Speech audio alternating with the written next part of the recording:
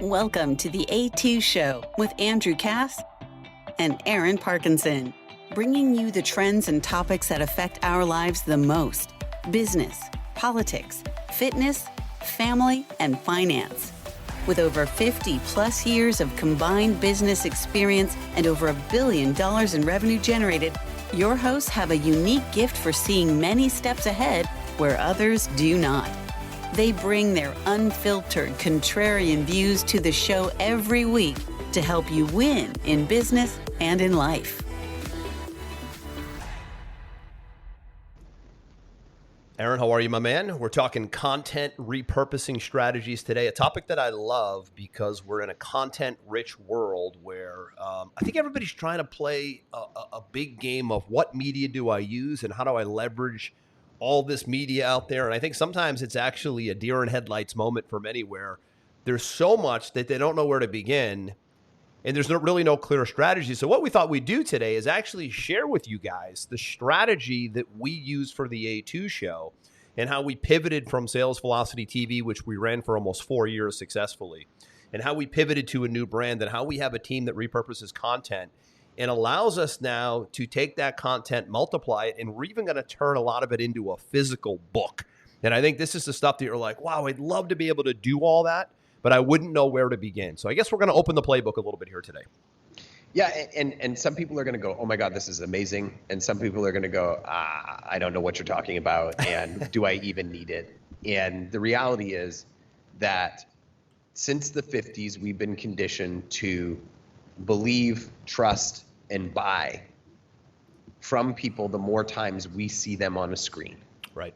So the idea is, how do we take something as our foundation where people hear us, see us on a screen, and take the effort that we've put into one thing and chop it up and multiply it into as many different resources as possible, so that regardless of how somebody likes to consume the information, we've got the right fit for them. Right. Because the more places that we can put the stuff and the more times that people can see us, the easier it is to make sales in our business, plain and simple. Exactly right. And most of you watching the show, you plugged into Sales Velocity TV and radio for many, many, many years. We pivoted the show in early 2024 to the A2 show. It was a lot of development and rebranding. But what we realized when we did it, which is exciting for us, is we're sitting on something like 154 shows. Yep. Most people just go, well, the show was the show, it was cool, and they're on to the next one. So I think the big lesson I want to start with today, Aaron, is maybe slow down always the next one and focus on all you've done and all you have and what you can repurpose. So I think the big takeaway today will be repurposing content. I'll give you a couple examples. I'll give you one big one. Whether you're religious or not, it doesn't matter. But Joel Osteen is probably the biggest pastor, Christian, personal development speaker, whatever you want to call him in the world, right? He's the one that I see the most for sure. He's the one that you see the most for sure. He put something like 40,000 people in a room on a Sunday morning for 1 hour in Houston, Texas. I mean, the place is, I think he might have bought the old Compaq Center where the Houston Rockets played. Crazy, right? I mean, what a business model that is, right? So not a religious point here, but the point I'm trying to make is the following in the content. So for 1 hour every single Sunday, he does a speech, a sermon, whatever you want to call it. And it's, it's good. It's really helpful for spirit and mind and whatever. Okay. Now, what happens after he's done and he steps off the stage is he has a team that goes to work on that 145-minute sermon. And here's what happens every single year. First and foremost, it becomes a podcast. So that spot from stage is a podcast. And then every single year, like clockwork, that becomes a book.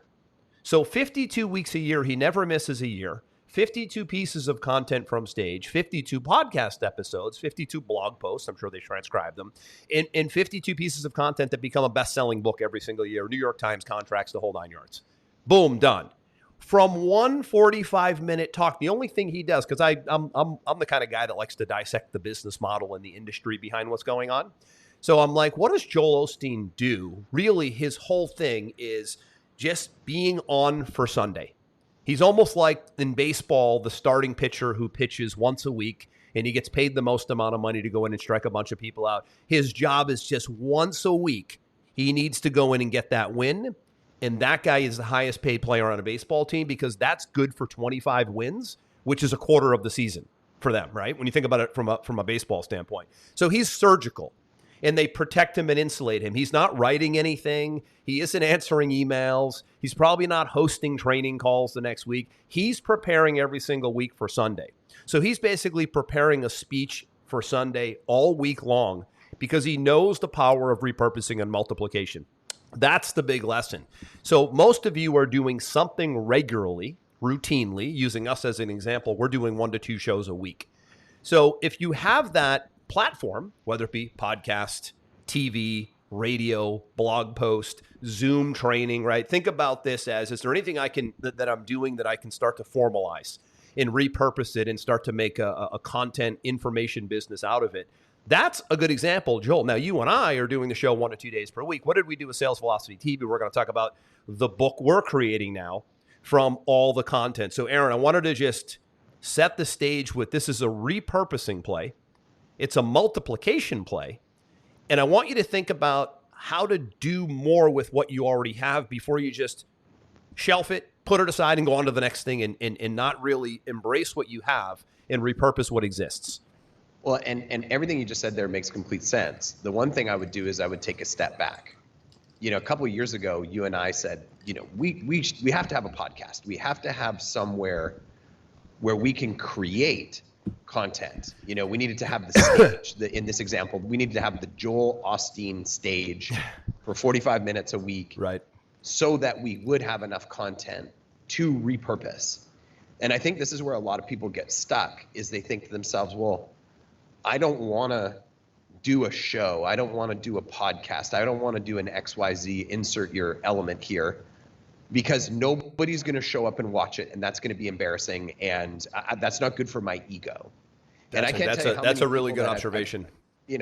I've talked to so many people where, they've done maybe 4 or 5. Remember when Facebook Lives were really big? Yeah, right? yeah. We actually started our Sales Velocity show in the beginning, going live in Facebook on Fridays, and then from there we would just pivot the content, right? Good point. And the reality is that not that many people show up until you've been doing it for a long time. In fact, most of the people who consume our content consume it on the podcast networks like Spotify and Apple. Yep. And they do it whenever they feel like it after the fact. There's very few people who show up live, but there's this feeling like if I'm going to show up and do something live, somehow there has to be a lot of people that are willing to watch it live for me to justify doing it. And the reality is that's completely wrong.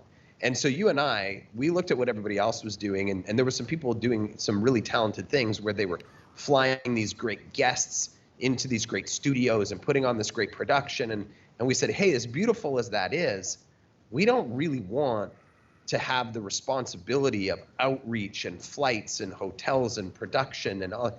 Why don't we just get on once a week and talk like we normally talk, because we usually talk once a week about these topics just because we're friends and we catch up. And instead of just talking about it, let's just film it.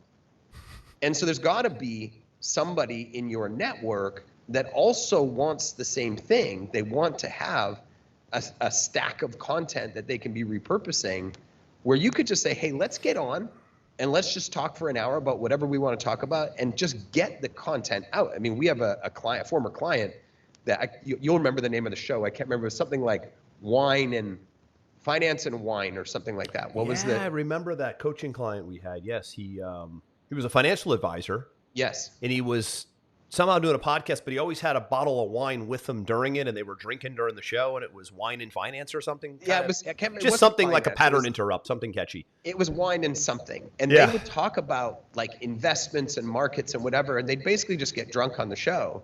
And I think where it sort of came from is they were saying like, hey, we get together and drink wine and hang out and talk about this stuff anyway. Let's just do it on a show, and then you've got the foundational content. Because here's the thing.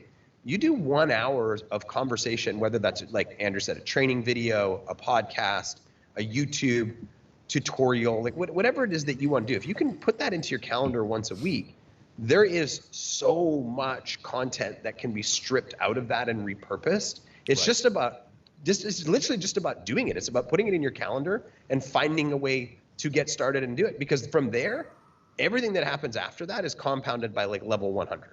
Exactly. And this is also called the spider web effect. So when I came up in marketing, when I was being trained early on coming out of college, this spider web effect approach, meaning you think about a spider web, it's like this, right? It can go in a million different directions. One piece of content, one spider, can spray a web in a huge circle. So one piece of content can spray content across multiple forms of media and get you exposure like never before today, by the way.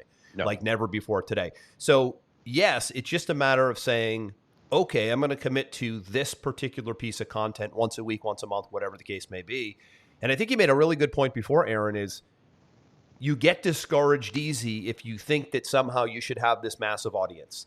Now, Joe Rogan's a great story. Joe Rogan tells the story. What is he on? Episode something like 1,872, Aaron? If you look at Spotify today, because they do the numbers in the episodes. We're only on episode 160 here. We include our previous show here with A2 Show. So overall, big picture, 160 almost every single week. What is that, 4 years? Yeah. Basically, for us. What is Joe? 10? 8? Yeah. What about the PBD podcast? Well, if you go back and look at Joe's original episodes, he's on a laptop in his living room with some MMA dudes. Yeah, it's so awful. It's the production quality is terrible. He was really just doing it because he wanted to talk about things he wanted to talk about, and it was mainly MMA stuff. Wasn't it? Anyway, it was mainly his MMA guys, his buddies. Yep. Right? You know that space because you come from that space. Yep. So he started off as doing exactly what you just said. Hey guys, why don't we just capture this and, maybe make it a podcast? And this is really before podcasts were even a thing. Maybe make it a podcast and see if it sticks. And we'll just keep having these conversations for 2 and 3 hours. They'd smoke weed. They'd drink scotch. They're doing it for 3 hours, 2 hours. He's known for the long form show, Joe. Yep. He's known for the 2-3 hour episodes. Like he doesn't even do an hour episode. It's almost like for Joe Rogan, it's 2 minimum, but it could go to 4. Yeah, because he's having fun. He's it's really cigars, interesting. He's drinking beers. He's smoking a joint. Doing now. Who would have thought, Aaron, that it would be approaching 2,000 episodes and that he'd have $100 million Spotify contract? I mean, we're talking about like Taylor Swift numbers now. This is insane, right? Yep. Now that's not where we're saying you want to get to, but the fact that he just did content without being emotionally attached or having the ego of thinking he needed to be this big star, he knew that the content would live. Content has life. Content can live. And I want to give you another example just to support that real quickly. When Conor McGregor was coming up in the UFC, he wasn't a champion yet, but he looked like he could become a champion for those people who know the Conor McGregor story. Yeah, of course. And I remember watching an episode of him meeting with Dana White, and I think it was one of the Fertittas, one of the owners. And he had a film crew that he had paid to follow him around. And Dana White said to him, nobody gets this. You're the only person who gets how this game is played, and it is going to make you a massive star. And who did he say that to? He said it to Conor McGregor? He said it to Conor McGregor. And what he was saying was, you're not waiting for us to create your content and your publicity, because we won't create your content and your publicity until basically you're in the top 3 or you're a champion, right? Because it's not worth our investment of resources when we have 250, 500 other fighters. So we're not going to follow you around and document your story and interview you and ask opinions and show the inside scoop of your life, because it doesn't warrant our resources in the beginning. It only warrants our resources at the end. He said, you are having this camera crew follow you around from the beginning shows that you know how this game is played. And what he meant was, as he's getting bigger and bigger, now he owns the content. He's got the vault to draw from for his social, for his own movies. Where do you think like his own Netflix documentary came from? I think it was called like the McGregor story or something like that. So is this what he was doing, Aaron? He had his own video team following him around as he was an emerging star? Correct. So he was nobody. He was no. Well, I mean, he was a prospect. He was coming up as a good fighter. Yeah, he was. So wow, I did not know that. That's interesting. He was just future projecting, and he understood the value of the media and understood the value of documenting everything. Yeah. And that's why he's got his own broadcast company called The Mac Life.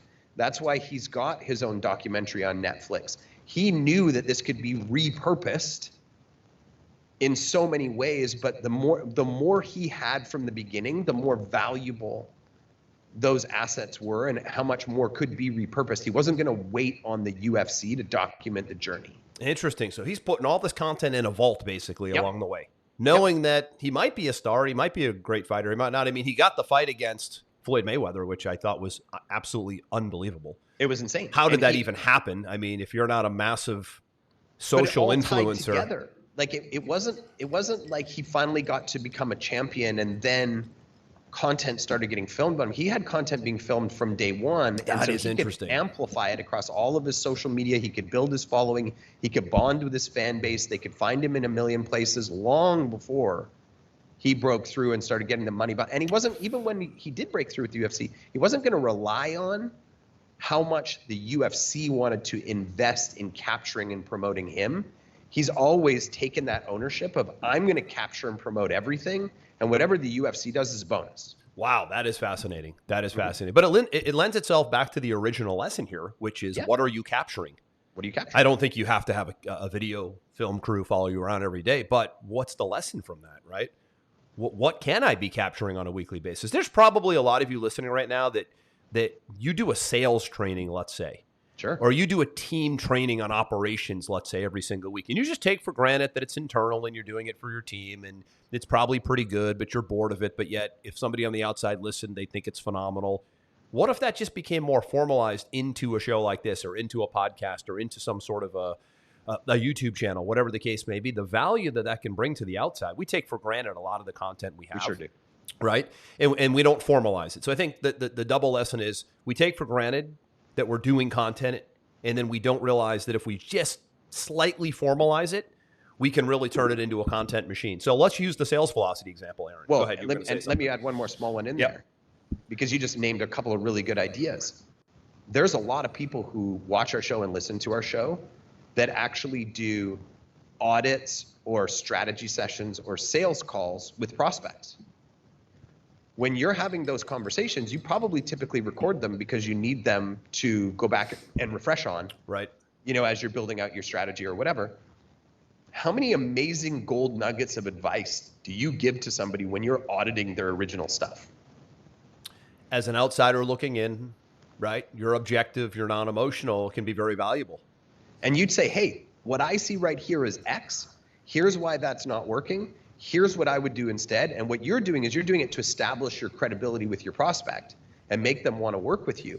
But that same credibility that you're establishing with your prospect is the same credibility you'd be establishing if you captured it and you posted it online in a clip. Or formalized it and made it more of public-oriented content than internal content, right? I mean, there's it's slight tweaks with what you're most likely already doing. Now, the other side of that is you're not doing anything, and you need to. Right. So I can tell you that it's never been easier than it is today to just get on a Zoom. Mm-hmm. Right. We're in a little bit of a sophisticated piece of tech software. Right. We're in it's a virtual studio, but it looks real. There's a lot of people that have come to me and said that studio's not real. You guys aren't sitting side by side or never. No, it's not real. Right. Nope. So there's a lot of ways that it can be played. Tech and tools and AI today can make this thing super simple. Yep. Right. So it doesn't matter where you are. Aaron and I are in different parts of the world. But it's also never the barriers to entry have never been lower. You can have, I mean, YouTube alone is TV today. So just the starting point is having a YouTube channel, making it somewhat interesting, putting a video or two per week up, but then having a strategy for it, not just posting and hoping, but posting and having intention and strategy is the key. So let's break down A2, Aaron, unless you had something else I thought you were going to. Okay, so let's start with the pivot. Okay, so Aaron and I decided, well, sales is cool. I wrote the book Sales Velocity. Aaron and I met in a sales and marketing arena long time ago, 2 decades ago. So fun topics, but we can only go so far with that topic. I think we were a top 5, top 10 show in the world in the sales and marketing space for a little while with Sales Velocity TV. But we wanted to pivot to something more broad where we get to talk about our 5 core topics. Business, economics, business, politics, fitness, family, and finance, okay? Right, so, which again goes back to our earlier point today. We just said, hey, let's just change the show to all the things we want to talk about instead of feeling pigeonholed, and then we'll be more excited to do the show every week. Exactly right. Now, so now we're sitting on 154 episodes, and we go, can't just do nothing with that. So we're writing a book. So now we brought a team in. And what we're doing and what we've done is we've taken the top 12 episodes from the last 4 years and we've now had them transcribed. We brought a whole team in of people to do editing, AI overview, ghostwriting, adding, taking away, cleaning up. And now we've got, and Aaron, I've got to bring up the topic. I want to announce today, by the way, the title of the damn book, if that's cool with you. Let's do it. In fact, I'm going to find, it's so new, I have to go find something right now. So the title is Revenue Multipliers, and it's 12 chapters. And we literally just put the finishing touches on the subtitle of the book. I'm going to read this to you right now. It's Unlock a Proven 12-Step Formula to Sell More, Scale Faster, and Annihilate Your Competition. Oh, Revenue Multipliers. We didn't lift a finger. Now, we lifted the finger when we did the 12 episodes because we were talking like we are now, but everything was transcribed, cleaned up, and that book will be on Amazon in physical form within weeks. Revenue Multipliers. Now, if we didn't have a show, and everybody wants to have a book. I think everybody that doesn't have a book wants to have a book, and they know they need to have a book, right? Aaron's one of those things where I got to have a book. I know I need a book, or I know I need a podcast. Well, do you know your podcast could become your book because we can talk a lot quicker and a lot more efficiently than we can write. Yep. So why don't you just talk your book on a podcast for 20 weeks, and then you've got 20 pieces of content, hire a team, get some AI tools going, and have them organize the content and repurpose the content and publish it into your book. So your book can become your book by starting off with long-form content like this that exists on a Zoom session or on a YouTube channel or on a podcast like this. Most people would never get a book off the ground if they didn't talk it through first. Nope. So to me, that's a double play. The podcast became the book, but the book probably wouldn't have happened without the podcast. So now I have a 2-for-1. So back to Joel Osteen's example. We just did the same thing. He speaks for 52 Sundays a year. They take all 52 pieces of content and they organize it into, and they do it massive. They do global, right? They'll sign a deal with massive publishing companies and go New York Times bestseller, USA Today. They'll bring in a publishing team. They'll go to a random house or something like that. But you can self-publish this. There's never been an easier way to get a physical. We're doing physical. We might even go hardcover. I haven't decided yet. I love hardcover books. It's more value. Well, right? and if you're wondering, like, why are you getting so amped up about a book? Let me explain something to you. Let's say you're a doctor. Let's say you're a surgeon, and you're maybe a heart surgeon. And somebody comes along and they say, I'm looking for the best, and I'm gonna isolate this down to a short list of 10 heart surgeons in America. We are just wired to believe people are more credible when they have a book. So Absolutely. If one of these surgeons has written a book on heart surgery, we just naturally gravitate towards authors. This is a more professional, accomplished, accredited surgeon than everybody else just because they have a book. Published author. Right? If a landscaper came by my house and said, I would like to be your new landscaper for your yard on a regular basis, here's my book and here's my philosophy on landscaping, I'd be like, you're hired. Hired. Only because of how thoughtful and thorough he is. Oh, if you're ready to take your marketing to that level, I can only imagine what you're going to do for my yard. I'd be instantly like, you're hired. You don't need to tell me anymore. Listen, there's two things in life that we put extreme value on. Number one is book, published author, and number two is a speaker, anybody who speaks from stage. So when we see someone speaking from stage or from video, TV, whatever, or we see an author in print, those are the big two. They've stood the test of time. They always will. We will always have an author, speaker in a higher light. So if you can do both, even better, but the speaking can lead to the book is the key. Correct. The speaking can become the book, to the Joel Osteen example, into the Sales Velocity TV example here. Well, and there's layers to this. So we do the show every week, and then we've created a simple workflow and a simple process, and we have a VA, and that VA uploads the show to all of the relevant channels. What are the channels that we have the full show on right now? Apple, Google, Substack, Spotify, Amazon, I believe. Okay, so Big boom, five. They go out to those places. Then she takes the show, she finds the best clips, which you can do this with a person or you can do a combination of person and AI. I use a tool called Opus. She finds the best clips, gets the 10 best clips out of the show. Now she goes and posts them on Facebook, Instagram, TikTok, YouTube Shorts, LinkedIn. Now we've syndicated clips from the show. A clip per day on all social Yep. driving people back to the full show, because those are little 2, 3, 5, 8-minute clips, right? Yep. Keep going. Yep. So now we've got the show, we've got the full show uploads, we've got the clips saturating our audiences. Now we've taken the best shows, we've transcribed them, we've put it into a book, which will now be published in all of those different outlets, and it'll be in weird things that you don't think of that really massively boost your sales. Like in my email signature, That's right. it says, here's my name, here's my title, here's my corporate website, my show link, my book link, speak to me. And people are like, oh my God, he's got his corporate site, he's got a show, he's got a book, he's got, instantly they're like, oh, this guy has it together.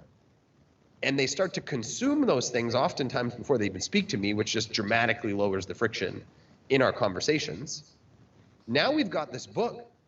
You could take the next step further. You could take the book and put it into something like Bard or ChatGPT, for example. And you could say, now please create me 30 days of podcasting show ideas that can expand off the topics from this book. And all of a sudden it's going to feed you back new ideas from the show. Or please feed me back 30 days of social media content that I can create that can supplement the clips from the show. And it's going to feed you it back. So now you've got a social media calendar that's giving you the opportunity to be inspired by new ideas. You've got new podcast episode ideas that are being spun off of your original shows. And this can just become a circular element. It's spider web, baby. Spider web effect. It's a spider web effect, but it's also a circular request. Like, you did a piece of content. It got disseminated out to everywhere. It got clipped up and disseminated into other places. You created an asset from it. You fed that asset back into AI and said, give me more ideas of the same. It gives you more ideas of the same. That takes you back to the top again. And now it just becomes this revolving machine, right? Another thing that we should be doing, which we're not, but we should be doing soon, is we should be taking every episode, transcribing it, putting it in as a blog post on our corporate site. And now all of a sudden we've got it ranking in search engine optimization. So when people search topics that we might be relative to, now we get the organic traffic as well. Well, interesting point. We are bringing in a new show production manager this month. So that'll be another great example that you just gave right there. I think as we're talking through this, we actually figured there might be 1 or 2 spots we're still not even exploiting here. Because the more you do it, the more things come up. Like now you've got things like threads. I don't know if you're playing with threads at all, Andrew. Just a different social media. It's kind of like Twitter. It's a Twitter competitor. You can now have bite-sized pieces separated out from just text bite-sized quotes separated out from your episode, and now they also get uploaded to threads, right? You can have long-form YouTube, full episode. You can have short-form YouTube and have shorts. But Aaron, you can't get to any of that without the actual 60-minute show that we're talking, right? Right. So just the one show gives you that opportunity. And everybody says, oh, that seems like a lot of work to have to put it in my calendar, and I have to learn the tech, and I have to find somebody to do the show with me. First off, it's not that much work.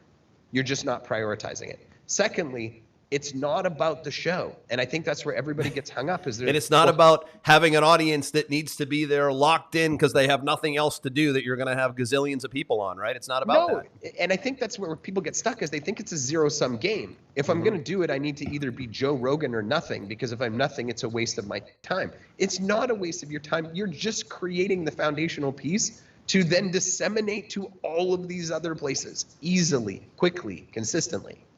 I mean, what we just talked about here today, even if you did it once a month, 12 times per year, maybe you do a webinar once per month to the world, right? About your whatever you're selling or whatever problem you're solving.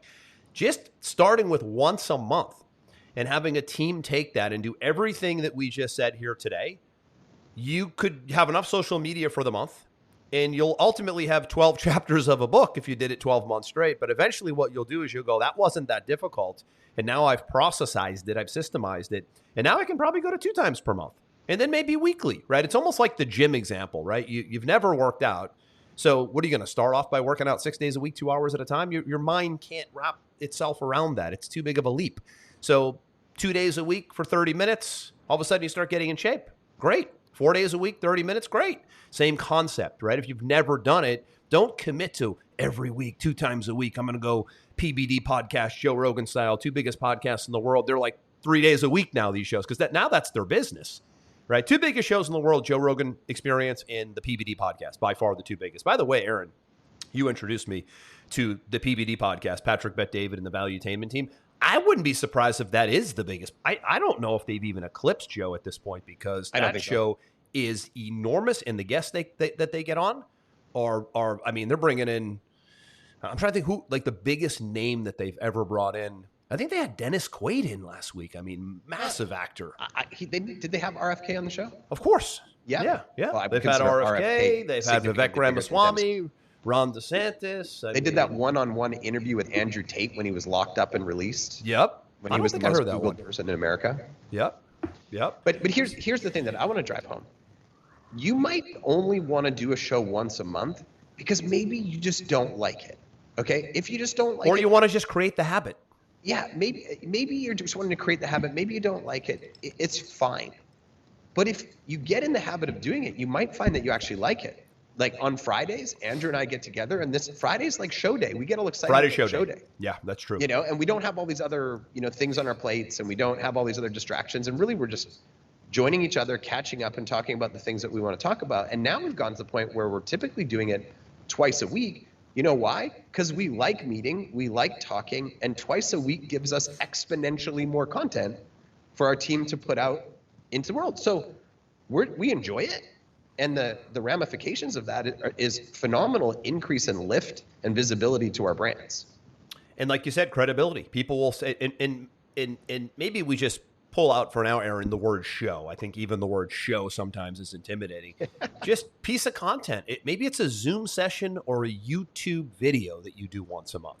I think show can be intimidating. We call it a show because I feel like we've earned it, right? We've been doing it for so long. It's our show. But it really didn't necessarily start off as our show. It was our podcast at first.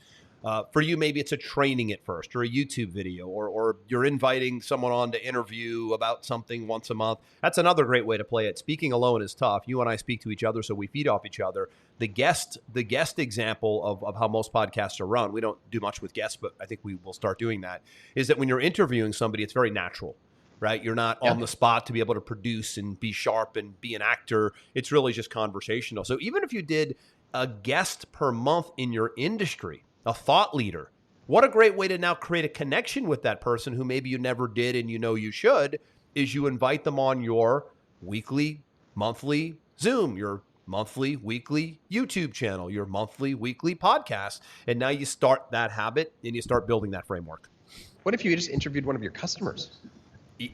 Yeah, anything, right? Talk about making them feel special.